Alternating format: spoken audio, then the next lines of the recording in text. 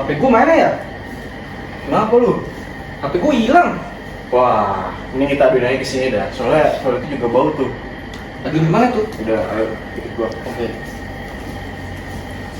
Halo, perkenalkan kami dari kelompok Linux Sonic. Saat ini kami ingin mempresentasikan aplikasi yang kami buat, yaitu Untarfest Project.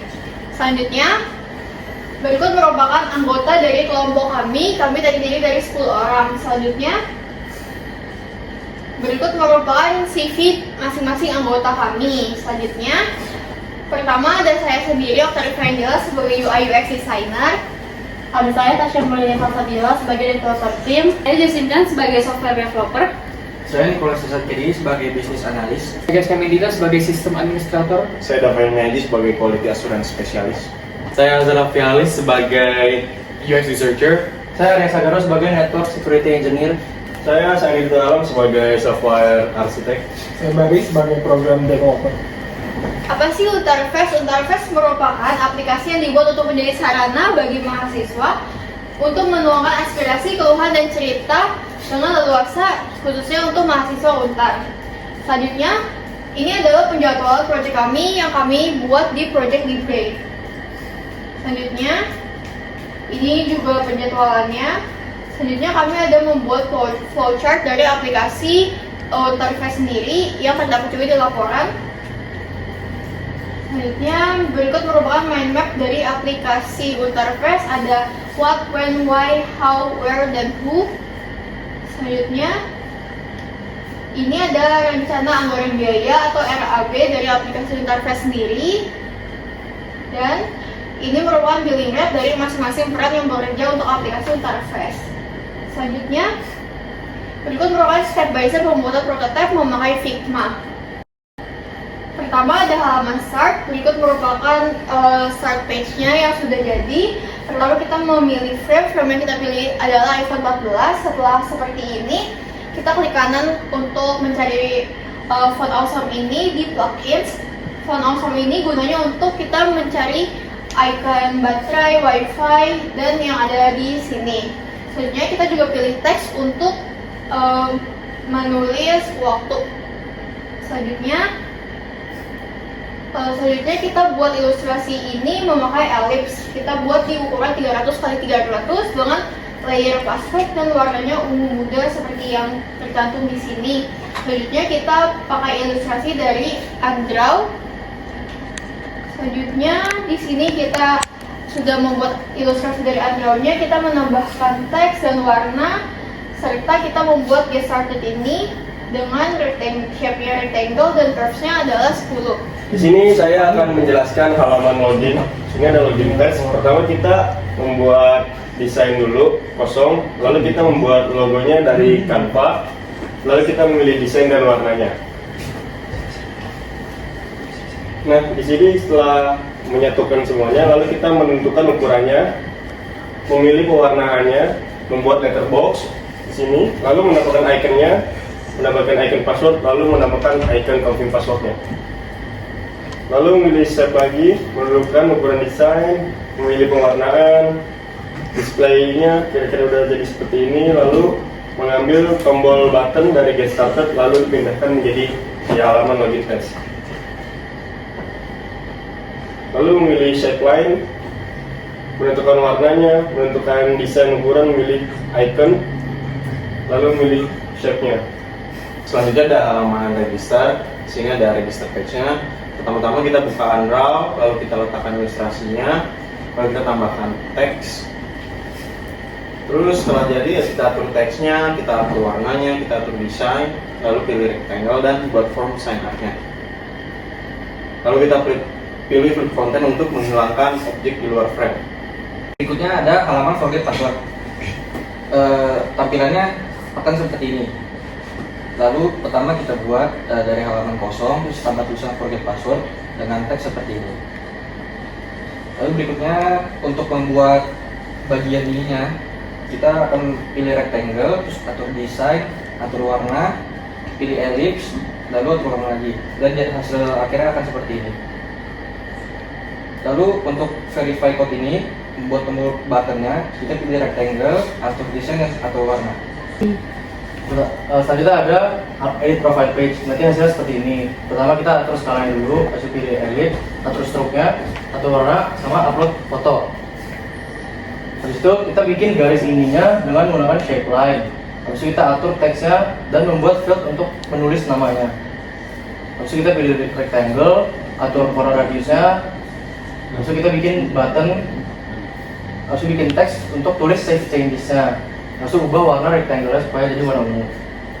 Terus kita membuat profile picture, mengatur skala gambarnya dan mengatur ukurannya. Selanjutnya ada halaman notification. Di sini kita buat row dulu itu untuk back-nya. Terus selanjutnya buat teks, kemudian atur teks dan tempatkan ilustrator. Akan tampilannya seperti ini. Oke, selanjutnya kita akan membuat halaman home. Di sini merupakan tampilan jika di iPhone 14. Jadi pertama-tama kita membuat halaman kosong. Lalu kita membuat rectangle untuk membuat ungu di atas ini. Lalu setelah itu kita juga mengatur ukuran desainnya dan juga memilih warnanya. Jadi kita membuat suatu rectangle berwarna abu-abu. Next. Lalu setelah itu kita juga membuat shape rectangle di mana kita menyesuaikan ukurannya dan juga warnanya untuk menjadikan title seperti ini, quote of the day. Lalu selanjutnya kita akan menambahkan foto untuk dijadikan sebagai posan feed. Jadi pertama-tama kita membuat rectangle, lalu setelah itu kita juga mengatur desainnya dan mengatur warna. Lalu setelah itu kita juga menambahkan icon dari Font Awesome Icons by Akenduck, dan kita mewarnakannya dengan warna ungu.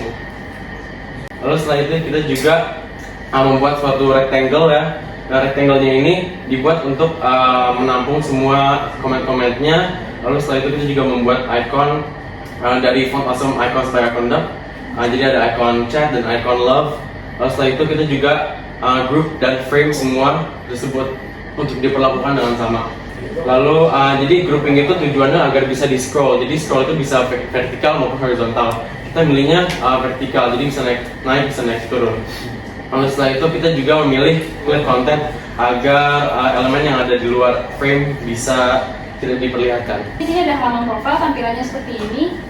Kita atur warna untuk backgroundnya, kemudian kita juga buat icon dari Font Awesome, kemudian buat rectangle, atur warna dan pilih scale-nya.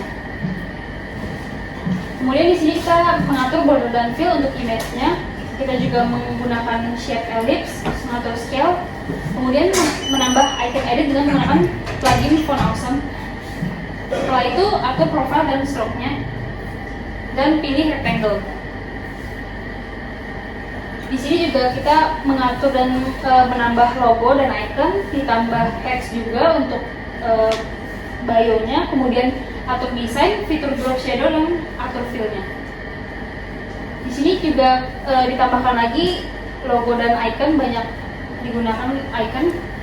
Kemudian di sini juga dan di akhir dilakukan group selection. Setelah itu, setelah group selection, kita akan melakukan lock posisi agar desain tidak bergerak. Halaman counseling ini tampilannya buat teks dan mengatur fill, terus nama logo font dan buat shape ellipse. Kemudian kita buat custom libraries dan atur elemennya, buat shape rectangle, atur posisi tulisan, kita buat shape ellipse lagi dan atur group dan colors. Kemudian buat tulisan dan atur posisinya juga, tambah logo dengan plugin dan atur fill, buat rectangle dan atur fill. Lalu sini tambah logo dan tambahkan public plugin. Kemudian buat keyboard, mengatur frame dan group, dan tambah frame, posisi, kemudian overflow. Ini adalah tampilan halaman akademik. Pertama kita membuat shape rectangle, kemudian atur group dan tulisan, lalu menambah shape ellipse. Kemudian kita membuat shape ellipse lagi dan mengatur group dan fill. Kita menambahkan logo clock dan buat shape rectangle dan atur fill lagi. Kemudian kita menambahkan lagi logo glasses. Lalu kemudian kita membuat shape rectangle dan atur fill lagi. Kita membuat lagi shape ellipse dan atur fill, kemudian buat shape ellipse untuk fotonya. Pertama kita pilih foto dan exposure, kemudian tambahkan pada halaman. Kemudian buat shape rectangle dan atur fill, lalu atur custom dan pada libraries. Kemudian kita membuat shape rectangle dan fill. Kemudian kita atur kostum pada libraries. Sini kita menambahkan ilustrasi KTM pada halaman, kemudian memiliki interaksi navigatif. Kita ke halaman Compose Confession. Di sini kita menggunakan plugin untuk membuat keyboardnya. Nah, pilih ellipse dan atur scale-nya, kemudian atur fill dan stroke-nya.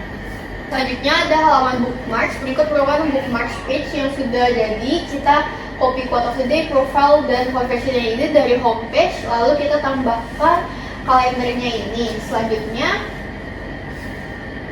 ini merupakan di copy confessions-nya, lalu kita tambahkan kalendernya memakai kalender interaktif UI Kit.